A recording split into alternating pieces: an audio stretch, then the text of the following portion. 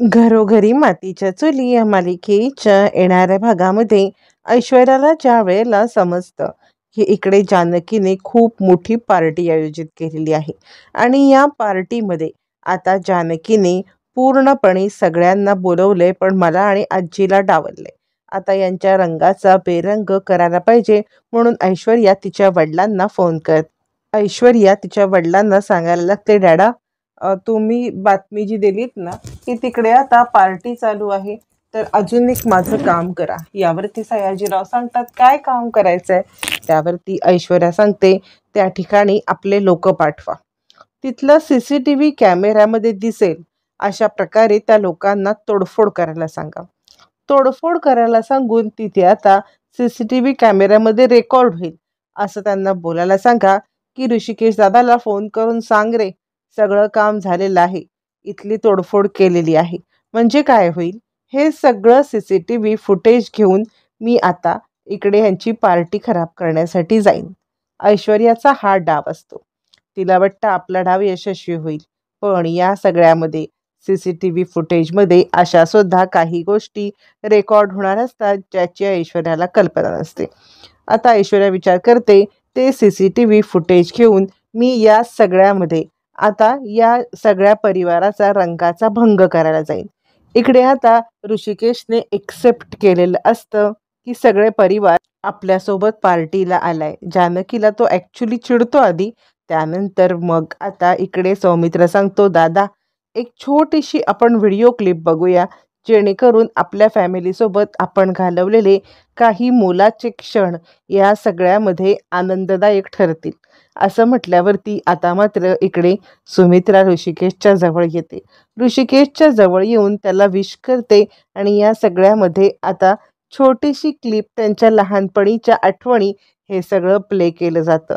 जानकी आणि सौमित्र यांनी आधीच प्लॅन केलेलं असतं की छोटीशी क्लिप करायची आणि ही छोटीशी क्लिप काढून लगेचच सगळ्यांना एकत्रितपणे आणायचं, जुने सगळे दिवस हे करायचे. इकडे ऐश्वर्या आता आजीला सांगते, माझं काम झालेलं आहे, यांच्या रंगाचा भंग करण्यासाठी मी सुद्धा जाणार. मग ऐश्वर्या तयार होऊन त्या ठिकाणी जायला लागते आणि या सगळ्यामध्ये ती CCTV फुटेज घेते ज्याच्यामध्ये त्या लोकांनी बोललेलं असतं, ए चला रे चला, ऋषिकेश दादांनी सांगितलेलं आपलं काम झालेलं आहे, ऋषिकेश दादाला फोन करून कळवा. असं हे क्लिप घेऊन ऐश्वर्या जायला निघते. आता तिथे या सगळ्यामध्ये ऐश्वर्या पोचते. सगळे गावकरी एन्जॉय करत असतात आणि त्याच वेळेला ऐश्वर्या पोचते. वा ऋषिकेश दादा वा, काय गेम उलटा फिरवलात हो तुम्ही. यावरती जानकी म्हणते, ऐश्वर्या, रंगाचा भंग करायला तुला यायची काय गरज होती? त्यावरती सारंग म्हणतो, ऐश्वर्या, का आलात तुम्ही इकडे, काय झालं? यावरती ऐश्वर्या म्हणते, सारंग, हे व्हिडिओ क्लिप बघा. तुमच्या ऋषिकेश दादांनी या सगळ्यामध्ये आता आपलं पूर्णपणे ऑफिस जाळून टाकलेलं आहे. यावरती आता इकडे सारंग म्हणायला लागतो, काय? मग आता त्या ऑफिसची क्लिप दाखवली जाते. Randive vegetables and farm production private limited, Sumitra enterprises ही कंपनीचा बोर्ड काढून टाकलेला असतो.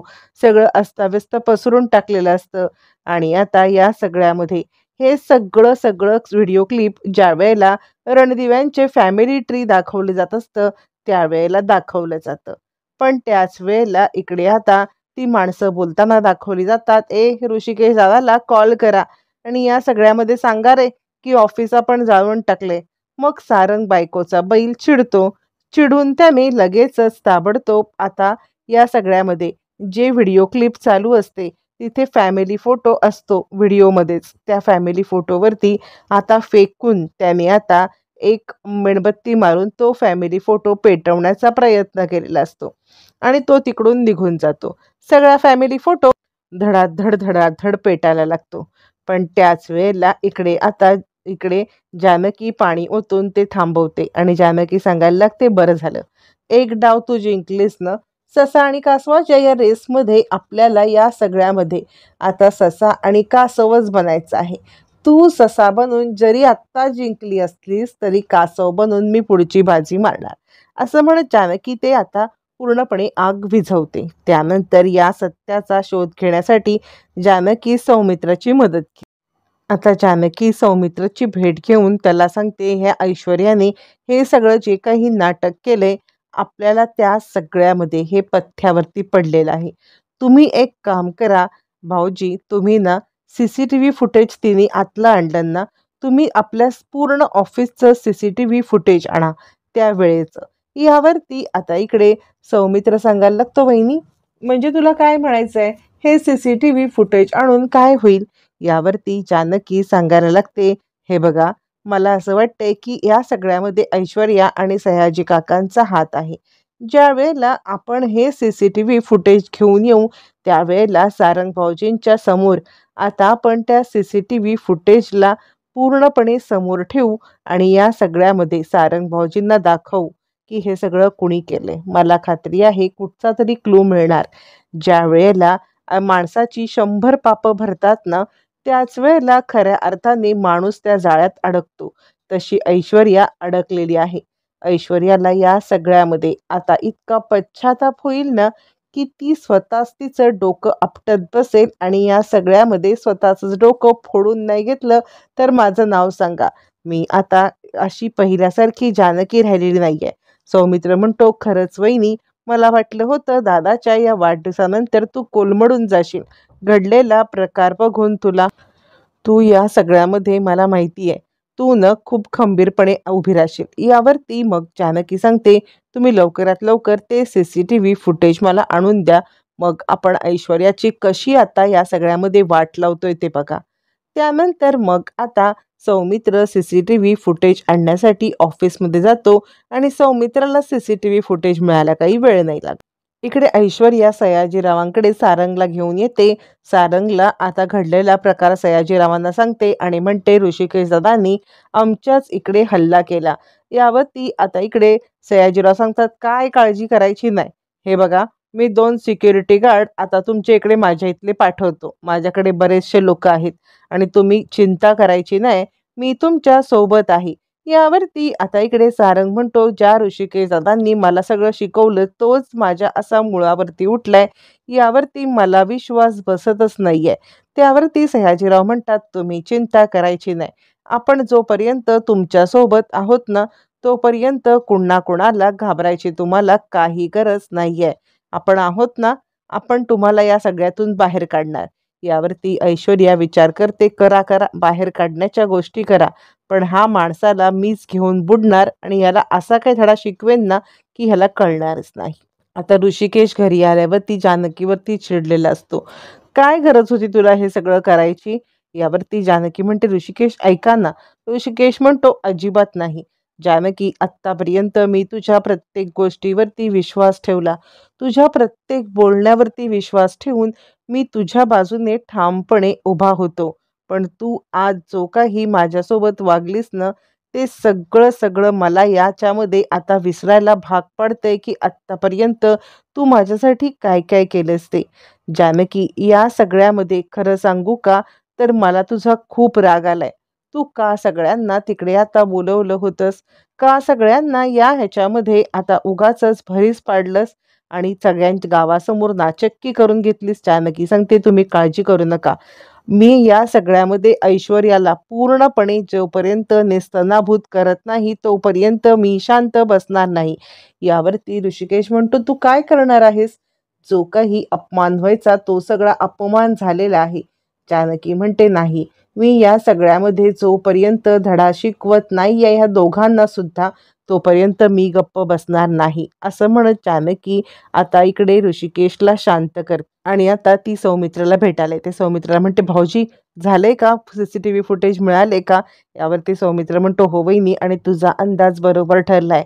आपल्या ऑफिसच्या बाहेर सयाजी काका उभे होते. त्यांनी त्या माणसांना पैसे देताना CCTV कॅमेऱ्यात कॅप्चर झाले. तीच माणसं आतमध्ये जाऊन तोडफोड केली. आल्यावरती सयाजी काकांना काम झाल्याचे इशारे केलेत. वहिनी, तुझा अंदाज बरोबर होता. मी आता या सगळं सारंगला नेऊन दाखवतो आणि एकदाचा काय तो सोक्षमोक्ष लावतो. आपल्यामध्ये भांडणं लावण्यासाठी जे काही त्यांनी हे सगळं केलंय ना सयाजी काका आणि ऐश्वर्यानी, त्यांच्याच औषधाची चव जोपर्यंत त्यांना मी चाखवत नाही ना तोपर्यंत आता मी गप्प बसणार नाही आणि नाव लावणार नाही सौमित्र.